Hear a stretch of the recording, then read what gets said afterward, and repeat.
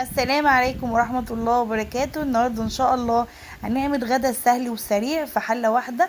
هنعمل برام بالبامية باللحمة المفرومة. تابعوا معايا الفيديو الاخر وان شاء الله يعجبكم.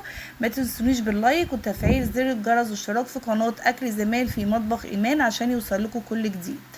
تمام.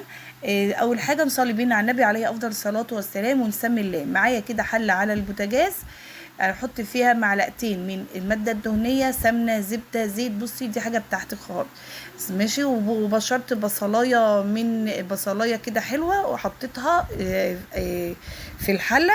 وبعدين نزلت بربع كيلو من اللحمة المفرومة. عايزة تزودي تنقصي برضك براحتك. ولحد كده ما اتعصجت شوية كده نزلت بكيس من الصلصة اللي احنا بنخزنها سوا مع بعض. وانا عملت لكم الطريقة ديت على الفيديو كده على القناه، تابعوها وان شاء الله تعجبكم. هنزل بقى بالتوابل: ملح وفلفل اسمر وبابريكا اللهم صل على النبي، وكمون وكزبره وكمان شطه. تمام. هديها بقى كده تقليبه حلوه خالص كده واسيبها تتسبك شويه مع بعض. وبعدين احط لها شويه من الشوربه. عندي شوربه حطيتها، وما عندكيش حطي شويه من الميه وشويه ومكعب مرق. ودي الباميه اللي احنا مخزنينها مع بعض، شايفينها جميله خالص وفريش خالص ازاي.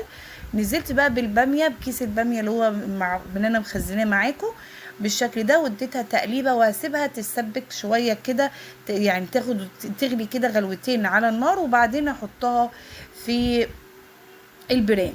تمام. وتدخل الفرن. يبقى بكده خلاص الغدا بتاعنا خلاص خلص. حطيتها كده بالبرام في البرام كده بالشكل ده. هتاخد بقى غلوتين كده وتاخد الوش الجميل بتاعها ده اهو. ما شاء الله خدت الوش القمر ده.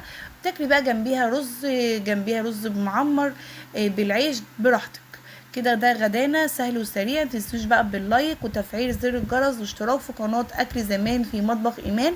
وقولوا لي عملتوا ايه غدا النهارده، وبألف هنا وشفا على صحتكم. وقولوا لي ايه الافكار اللي انتوا عايزين عشان نعملها فيديو